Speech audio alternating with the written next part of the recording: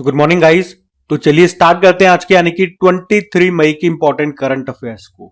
तो देखिए इस प्रश्न में क्या पूछ रहे कि अभी हाल ही में कौन सा देश 2025-26 के लिए एशियाई उत्पादकता संगठन का अध्यक्ष बन गया है। तो सही उत्तर होगा भारत। तो अभी भारत 2025 और 26 के कार्यकाल के लिए एशियाई उत्पादकता संगठन का अध्यक्ष बन गया है। अभी एशियाई उत्पादकता संगठन की अभी 67 नंबर की बैठक हुई थी अभी 20 से लेके 22 मई 2025 तक। कहां पर? जकार्ता इंडोनेशिया में।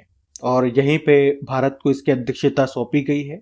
और आपको बता दूं, केंद्रीय वाणिज्य व उद्योग मंत्रालय के अंतर्गत जो उद्योग एवं आंतरिक व्यापार संवर्धन विभाग है वे एशियाई उत्पादकता संगठन में भारत का प्रतिनिधित्व करता है।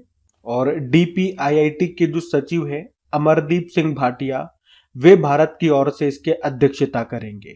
एशियाई उत्पादकता संगठन ये एक अंतर सरकारी संगठन है जिसकी स्थापना होती है 1961 में। इसकी जो पहली बैठक है वो 1961 में टोक्यो जापान में हुई थी। और अभी हमने देखा इसकी 67 नंबर की बैठक ये जकार्ता इंडोनेशिया में हुई। वैसे इसका उद्देश्य क्या है एशियाई उत्पादकता संगठन का? कि सहयोग के माध्यम से एशिया प्रशांत क्षेत्र में उत्पादकता को बढ़ाना। जिसका हेडक्वार्टर आपको टोक्यो जापान में मिलेगा और सेक्रेटरी जनरल है डॉक्टर इंद्र प्रधान सिंगाविनाटा। ये इंडोनेशिया से हैं और इसके सदस्य देश हैं टोटल 21। अच्छा, अब इसी तरह से भारत और किन किन कारणों से अभी न्यूज में था वो सारे प्रश्न मैं आपको बताता हूं। जैसे कि भारत को अभी समुद्री नौवहन सहायता के अंतरराष्ट्रीय संगठन का उपाध्यक्ष भी चुना गया था। भारत और मोरक्को को सड़क सुरक्षा मानकों को बढ़ाने के लिए Prince Michael road safety award से भी सम्मानित किया गया था। यह सड़क सुरक्षा के क्षेत्र में सर्वोच्च पुरस्कार होता है। मेट्रो रेल नेटवर्क में पहले स्थान पर चाइना है, फिर अमेरिका है, फिर भारत है। पर सड़क नेटवर्क के मामले में भारत दूसरे स्थान पे आगे, पहले पे अमेरिका है। और अभी भारत के वैज्ञानिकों ने चंद्रमा के दक्षिणी ध्रुव का पहला विस्तृत भूवैज्ञानिक मानचित्र यानी कि मैप भी तैयार किया है। 2025 के लिए किस देश को बंगाल की खाड़ी कार्यक्रम अंतर सरकारी संगठन का अध्यक्ष चुना गया? भारत को ही।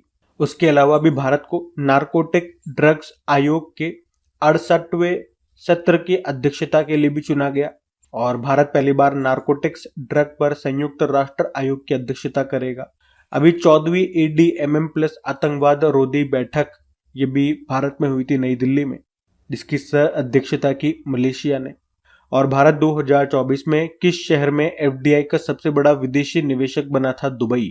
पायलटों के लिए EPL इलेक्ट्रॉनिक पर्सनल लाइसेंस जारी करने वाला दूसरा देश बना था भारत, जबकि पहला चाइना था। और भारत सरकार ने संसद सदस्य के वेतन में कितने प्रतिशत की वृद्धि की है? तो आंसर होगा 1 लाख से बढ़कर अब ये 1.24 लाख रुपए हो गया है। ठीक है, तो ये ध्यान में रखना। अगला प्रश्न देखते हैं। फिर अगले में पूछ रहे हैं कि वर्ल्ड हाइड्रोजन समिट 2025 का आयोजन ये कहां पे किया जा रहा है? तो आंसर होगा नीदरलैंड में। यहां हम बात कर रहे हैं वर्ल्ड हाइड्रोजन समिट 2025 की, जिसका आयोजन हुआ रॉटरडैम नीदरलैंड में अभी 20 से लेकर 22 मई तक। और इसमें भारत की तरफ से संतोष कुमार सारंगी ने भाग लिया, जो secretary of union ministry of new and renewable energy है, यानी कि केंद्रीय न्यू एंड रिन्यूएबल एनर्जी के सेक्रेटरी हैं। और ये समिट वैसे तो हर साल आयोजित किया जाता है और इसका उद्देश्य क्या है? ग्रीन हाइड्रोजन को प्रमोट करना। ग्रीन हाइड्रोजन के बारे में आपको पहले भी बता चुका हूं। जब हाइड्रोजन को बनाने के लिए हम रिन्यूएबल सोर्सेज का जैसे कि wind energy, water energy, solar energy का इस्तेमाल करते हैं तो उस हाइड्रोजन को ग्रीन होता है। अच्छा, अब इस प्रश्न में हाइड्रोजन से बनने वाले कुछ इंपॉर्टेंट करंट अफेयर्स के प्रश्न है, वो मैं आपको रिवाइज कराता हूं। सबसे पहले तो ये याद रखना कि भारत में राष्ट्रीय हाइड्रोजन मिशन ये कब शुरू हुआ था? 4 जनवरी 2023 में। स्टील मंत्रालय ने देश के पहले ग्रीन हाइड्रोजन प्लांट का उद्घाटन कहां पे किया? जिंदल स्टेनलेस स्टील हिसार में। देश का पहला multipurpose green hydrogen pilot project ये कहां पर शुरू हुआ? हिमाचल प्रदेश के झाकरी में। 2024 में प्रधानमंत्री नरेंद्र मोदी ने ग्रीन हाइड्रोजन पर दूसरे अंतर्राष्ट्रीय सम्मेलन का उद्घाटन किया। कहां पे? नई दिल्ली। नई दिल्ली के भारत मंडपम में प्रधानमंत्री नरेंद्र मोदी ने देश की पहली ग्रीन हाइड्रोजन हब की आधारशिला ये कहां पे रखी? आंध्र प्रदेश में। आंध्र प्रदेश के विशाखापत्तनम में। और भारत ने दुनिया की सबसे पावरफुल हाइड्रोजन ट्रेन इंजन को बनाया है, उसका 1200 HP यानी कि horse power. Tata steel hydrogen transport pipe विकसित करने वाली भारत की पहली कंपनी बन गई है। उत्तर भारत का पहला हरित हाइड्रोजन ग्रीन हाइड्रोजन संयंत्र, ये प्लांट कहाँ पे बनेगा? हिमाचल प्रदेश के दभोटा में। और दुनिया का सबसे बड़ा सफेद हाइड्रोजन भंडार, ये कहाँ पे खोजा गया? फ्रांस में। आज का प्रश्न भी याद रखना, वर्ल्ड हाइड्रोजन समिट की हमने बात की थी, अभी ये हुआ था रोटरडैम नीदरलैंड में। अगले प्रश्न की ओर बढ़ते हैं। फिर अगले में पूछ रहे कि अभी इंटेलिजेंसी ब्यूरो के जो डायरेक्टर है, निदेशक है, और उनका कार्यकाल अभी 1 साल के लिए बढ़ा दिया गया, उनका नाम पूछ रहे, नाम क्या है? तो नाम है तपन कुमार डेका। तो याद रखना, अभी इंटेलिजेंसी ब्यूरो के जो निदेशक हैं तपन कुमार डेका, उनका कार्यकाल अभी 1 साल के लिए बढ़ा दिया गया है। और आपको बता दूं, वैसे तपन कुमार डेका, इनको इंटेलिजेंस ब्यूरो का निदेशक 2022 में बनाया गया था, और इससे पहले भी पिछले साल भी जून के महीने में उनका कार्यकाल 1 साल के लिए बढ़ाया गया था, और अभी एक बार फिर से बढ़ा दिया गया, तो अब वे जून 2026 तक अपने पद पर बने रहेंगे। इंटेलिजेंस ब्यूरो की बात करें, ये भारत की इंटरनल सिक्योरिटी और इंटेलिजेंस के लिए एक एजेंसी है। स्थापना होती है 1887 में। हेडक्वार्टर नई दिल्ली। डायरेक्टर तपन कुमार डेका, ये गृह मंत्रालय के अंतर्गत काम करती है। ठीक है, चलो कुछ और इंपॉर्टेंट अपॉइंटमेंट्स मैं आपको रिवाइज करवाता हूं, क्योंकि इंपॉर्टेंट अपॉइंटमेंट से रिलेटेड ये प्रश्न है। जैसे कि अभी 23वें विधि आयोग के अध्यक्ष बने थे दिनेश माहेश्वरी। ICAR के महानिदेशक बने मांगीलाल जाट। राजस्व सचिव रेवेन्यू सेक्रेटरी बने Arvind Srivastava. Asian infrastructure investment bank के उपाध्यक्ष बने अजय भूषण पांडे। गवर्नमेंट टी मार्केट प्लेस के CEO अजय भादु। नए वित्त सचिव फाइनेंस सेक्रेटरी अजय सेठ, और UPSC के नए अध्यक्ष doctor Ajay Kumar. Air India express का नया चेयरमैन बनाया गया निपुण अग्रवाल को। विश्व बैडमिंटन महासंघ का अध्यक्ष ये बनी है खुनमिंग पटामा, थाईलैंड की इस पद पर आने वाली दूसरी महिला है। और राष्ट्रीय सुरक्षा सलाहकार बोर्ड का प्रमुख आलोक जोशी हैं। भारतीय वायुसेना के नए उप प्रमुख नर्मदेश्वर तिवारी बने। एक्सियोम स्पेस अमेरिका की स्पेस कंपनी है, उसके CEO एक भारतीय मूल के व्यक्ति बने, नाम है तेजपाल भाटिया। भारतीय नौसेना की पहली महिला फ्लाइंग इंस्ट्रक्टर बनी थी Divya Sharma. India semiconductor mission के CEO बने अमितेश कुमार सिन्हा। और प्राक्कलन समिति एस्टिमेट कमेटी का अध्यक्ष बनाया गया संजय जायसवाल को। और राष्ट्रीय फिल्म विकास निगम का प्रबंध निदेशक ये बना कौन? प्रकाश मगदुम। ठीक है, तो लगभग 16 इंपॉर्टेंट अपॉइंटमेंट्स मैंने आपको यहाँ पे रिवाइज कराया, ध्यान में रखना। अगला प्रश्न देखते हैं। फिर अगले में पूछ रहे हैं कि अंतरराष्ट्रीय आलू केंद्र के अनुसार भारत किस वर्ष तक दुनिया का सबसे बड़ा आलू उत्पादक देश बन जाएगा? तो आंसर होगा 2050। तो पेरू स्थित अंतरराष्ट्रीय आलू केंद्र के वैज्ञानिकों के अनुसार भारत 2050 तक चीन को पीछे पछाड़कर दुनिया का सबसे बड़ा आलू उत्पादक देश बन जाएगा। 2050 तक भारत के वार्षिक आलू उत्पादन को 100 मिलियन टन तक पहुंचाने का अनुमान है। वर्तमान में भारत में प्रति वर्ष लगभग 60 मिलियन टन आलू का उत्पादन होता है। यहां से एक और आपका स्टैटिक क्लियर हो गया कि अंतरराष्ट्रीय आलू केंद्र का मुख्यालय कहां पर है, तो वो आपको मिलेगा पेरू में। अब यहां पे मैं आपको क्या रिवाइज करवाऊंगा, देखो टारगेट से संबंधित प्रश्न है कि कब तक दुनिया का सबसे बड़ा आलू उत्पादक देश बन जाएगा भारत 2050 तक। तो इसी तरह के कुछ और प्रश्न आपके लिए लेकर के आ रहा हूं, ये सारे करंट अफेयर्स के प्रश्न है। जैसे कि केंद्र सरकार ने, याद रखना, 2034 तक कितने मिलियन टन घरेलू इस्पात उत्पादन, इस्पात मतलब होता है स्टील, तो इसके उत्पादन का लक्ष्य रखा 500 मिलियन टन। सुप्रीम कोर्ट ने राजस्थान में किस वर्ष तक बाल विवाह उन्मूलन उसे खत्म करने का लक्ष्य रखा? 2030। एनीमिया उन्मूलन का लक्ष्य हमारा है 2047। टीबी उन्मूलन का लक्ष्य है 2025। उन्मूलन बताया ना मैंने, खत्म होना। मलेरिया उन्मूलन का लक्ष्य है 2030। ऊर्जा स्वतंत्र बनने का लक्ष्य है 2047। नेट कार्बन जीरो उत्सर्जन का लक्ष्य है 2070। चंद्रमा पर भारतीय अंतरिक्ष यात्री उतारने का लक्ष्य है 2040। खुद का अंतरिक्ष स्टेशन बनाने का लक्ष्य है 2035। इसरो ने कहा कि भारत का लक्ष्य है 2030 तक मलबा मुक्त अंतरिक्ष का निर्माण करना। भारत सरकार 2029 तक अंटार्कटिका में मैत्री 2 अनुसंधान केंद्र स्थापित करेगा। भारत का लक्ष्य भारत को कुष्ठ रोग मुक्त बनाना है, कब तक? 2027। भारत सरकार ने 2030 तक 10,000 GI टैग का भी लक्ष्य रखा। भारत का 2030 तक कितना रिन्यूएबल एनर्जी का टारगेट है? 500 गीगावाट है।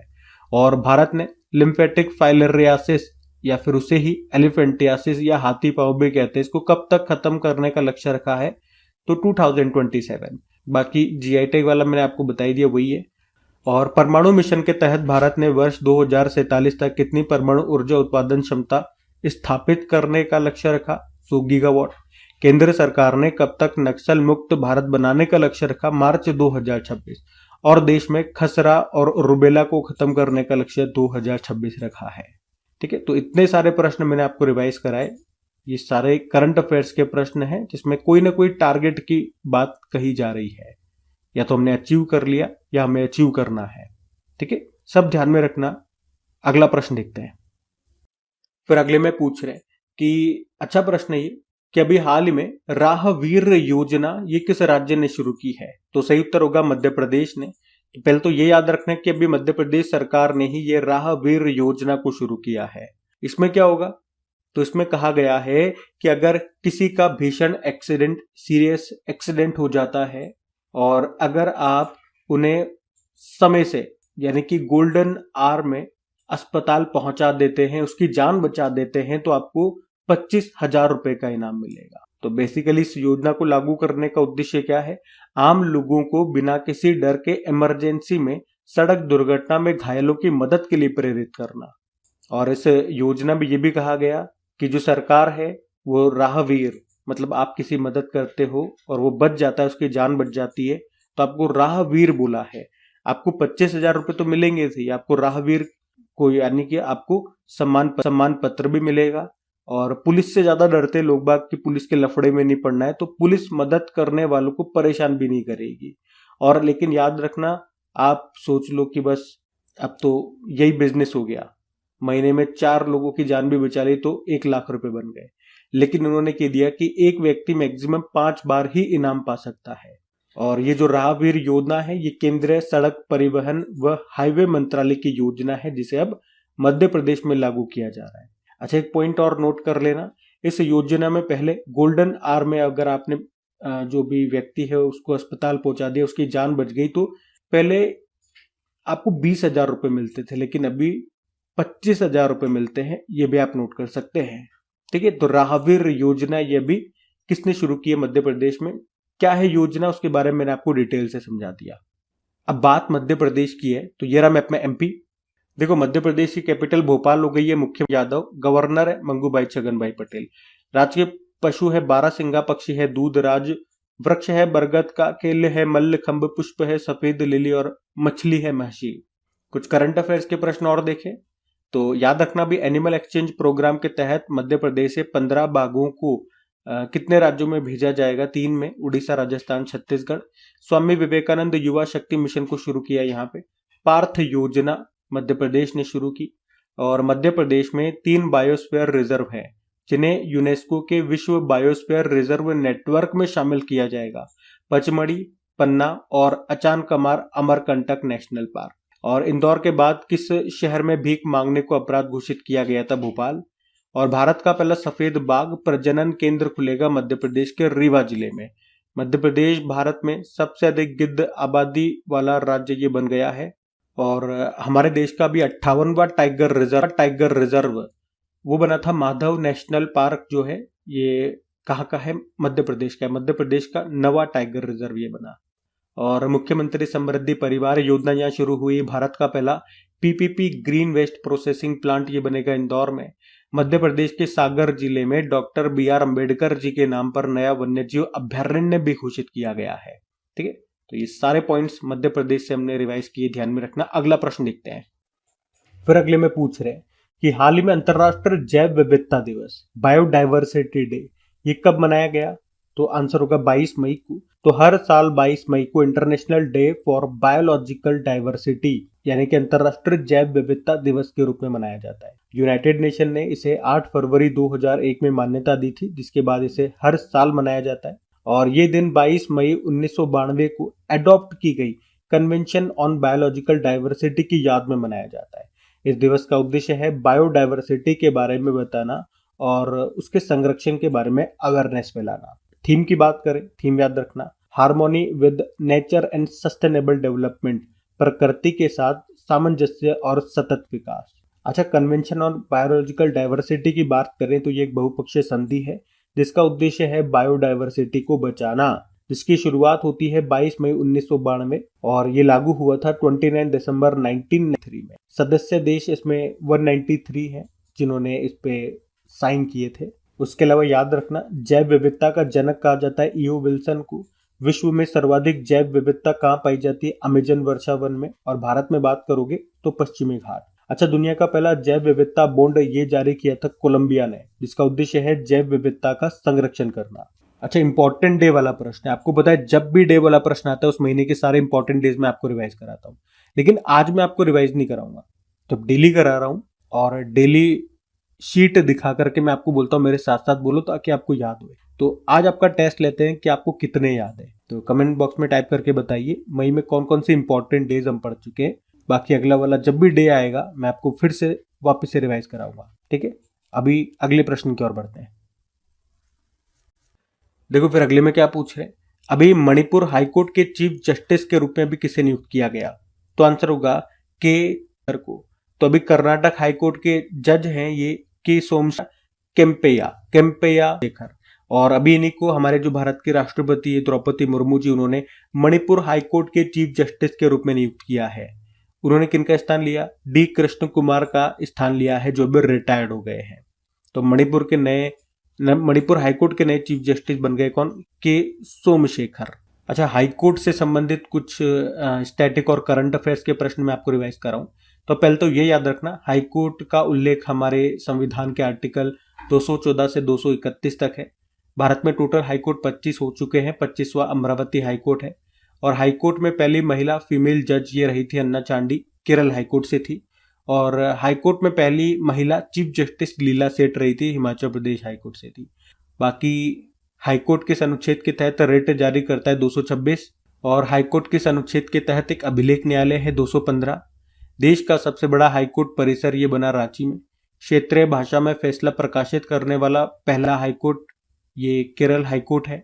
मलयालम भाषा में मासिक धर्म अवकाश नीति शुरू करने वाला देश का पहला हाईकोर्ट सिक्किम है। और नेगोशिएबल इंस्ट्रूमेंट एक्ट के मामलों को संभालने के लिए देश का पहला डिजिटल कोर्ट कहां पर शुरू हुआ? केरल के कोल्लम में, ठीक है। तो ये सारे पॉइंट्स आप ध्यान में रखना। अगला प्रश्न देखते हैं।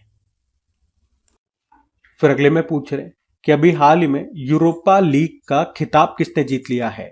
तो आंसर होगा टॉटेनहम हॉटस्पर ने। तो यहां पे हम बात कर रहे हैं यूईएफए यूरोपा लीग फाइनल 2025 की। ये हुआ कहां पे? स्पेन के बिलबाओ में हुआ और इसको जीत लिया टॉटेनहम हॉटस्पर ने।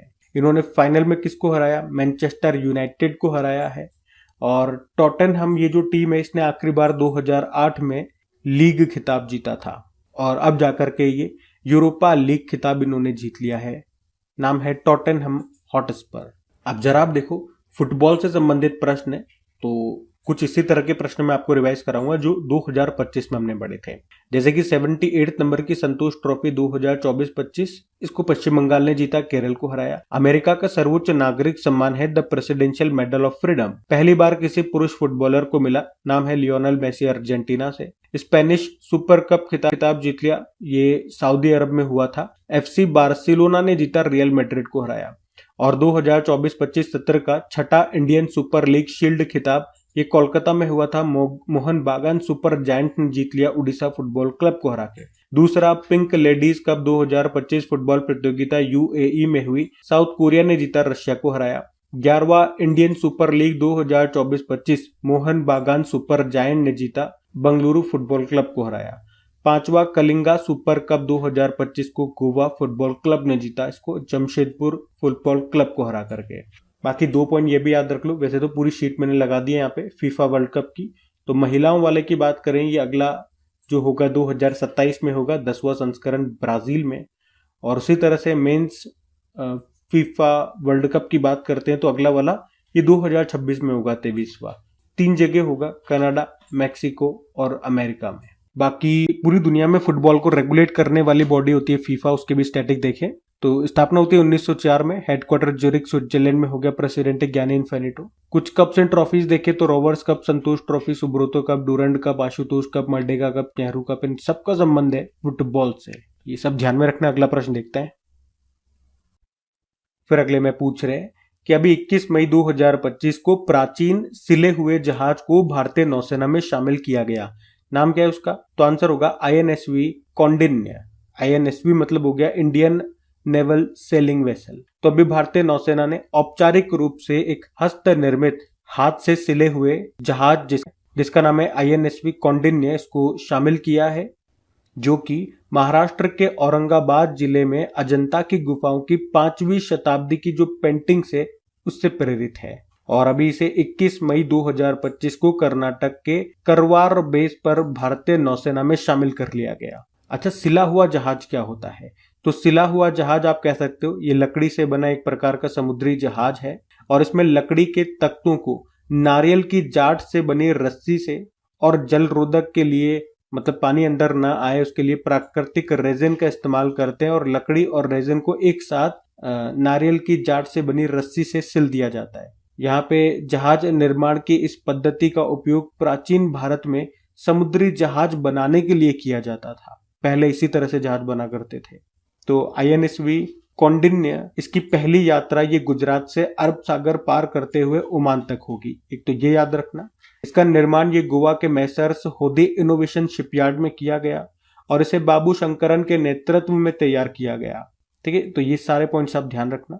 अच्छा, अगर मैं आपसे पूछूं कि अजंता की गुफाओं को यूनेस्को विश्व धरोहर स्थल में कब शामिल किया गया था, तो याद रखना 1983 में।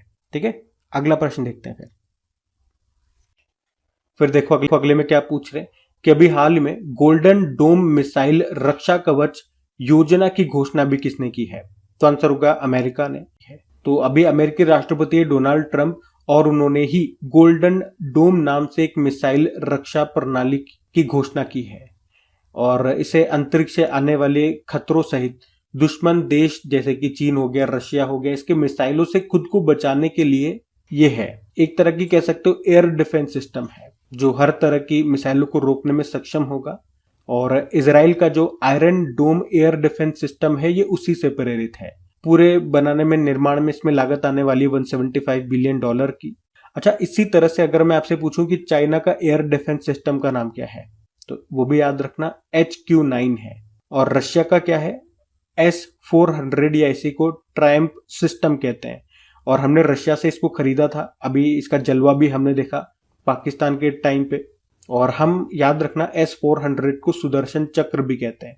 वैसे भारत के पास और भी कई तरह के एयर डिफेंस सिस्टम है, जैसे कि आकाश तीर हो गया, समर हो गया, वशुराद हो गया जो कम दूरी के लिए है, और इजराइल का आयरन डोम हो गया। और वैसे मैं आपको बता दूं कि अमेरिका के पास ऑलरेडी एक एयर डिफेंस सिस्टम है, उसको कहते हैं थाड, और अब बड़े लेवल पे ये बना रहा है और इसका नाम होगा गोल्डन डोम। ठीक है, ये पॉइंट आपको ध्यान रखना है। बाकी ये थी आज की हमारी करंट अफेयर्स की क्लास। अगर सेशन अच्छा लगे तो प्लीज कमेंट करके जरूर बताइएगा कि सेशन आपको कैसा लगा। इसे अपने दोस्तों के साथ में स्टडी ग्रुप में एक बार शेयर कर देना। वीडियो को लाइक नहीं किया तो लाइक जरूर करना। बाकी इसकी प्रैक्टिस के लिए डेली वीडियो के बाद इसकी क्विज बना करके आपको दी जाती है ताकि इसकी आप प्रैक्टिस कर सकें, ताकि एग्जाम टाइम में चीजों को आप भूले नहीं। तो प्रैक्टिस बहुत जरूरी होती है, प्रैक्टिस आप करते रहें। और पीडीएफ आपको डिटेल्ड पीडीएफ मिल जाती है फ्री में अपनी क्रिक एग्जाम एप्लीकेशन, और अब टेलीग्राम पे भी मिलती है जिसका लिंक डिस्क्रिप्शन बॉक्स में है। वैसे एप्लीकेशन को गूगल प्ले स्टोर से भी आप इंस्टॉल कर सकते हैं। ठीक है, चलो अभी कल के करंट अफेयर्स का रिवीजन कर लेते हैं, फिर हम सेशन एंड करेंगे। तो कल पहला प्रश्न आपसे पूछा था कि 2025 के लिए अंतरराष्ट्रीय बुकर पुरस्कार किसने जीता। फिर पूछा था राष्ट्रीय आतंकवाद विरोधी दिवस मनाया गया 21 मई को। फिर पूछा इंदिरा सौरगिरी जल विकासम योजना शुरू की तेलंगाना ने। फिर पूछा पॉल स्टर्लिंग अंतरराष्ट्रीय क्रिकेट में 10,000 रन पूरे करने वाले किस देश के पहले बल्लेबाज बन गए, आयरलैंड। फिर पूछा चीन और किस देश के बीच गोल्डन ड्रैगन 2025 नाम से सैन्य अभ्यास हुआ, तो आंसर होगा कंबोडिया। फिर पूछा ऑपरेशन ओलिविया ये किसने शुरू किया, भारतीय तटरक्षक बल। और 2024 कॉफर्ड फंड मेडल 2024 ये मिला कदम बोट सिद्दीकी को। गृह मंत्री अमित शाह ने कहां पर E0 FIR पहल शुरू की, दिल्ली। जयंत नार्लिकर का निधन हो गया, उनका संबंध किस क्षेत्र से है, तो खगोल भौतिकी, एस्ट्रोफिजिक्स। और आखिरी प्रश्न था कि समुद्री क्षेत्र में महिलाओं की भागीदारी बढ़ाने के लिए सागर में सम्मान पहल किसने शुरू की, तो आंसर होगा सर्बानंद सोनोवाल। चलो कल का भी होमवर्क प्रश्न देखते हैं और सेशन एंड करते हैं। तो कल आपसे क्या पूछा था किस देश ने रिकॉर्ड समय में दुनिया का पहला 3D प्रिंटेड ट्रेन स्टेशन बनाया था? तो आंसर होगा जापान। आप सभी ने प्रश्न का बिल्कुल सही उत्तर दिया। अब ये आज का आपका होमवर्क प्रश्न।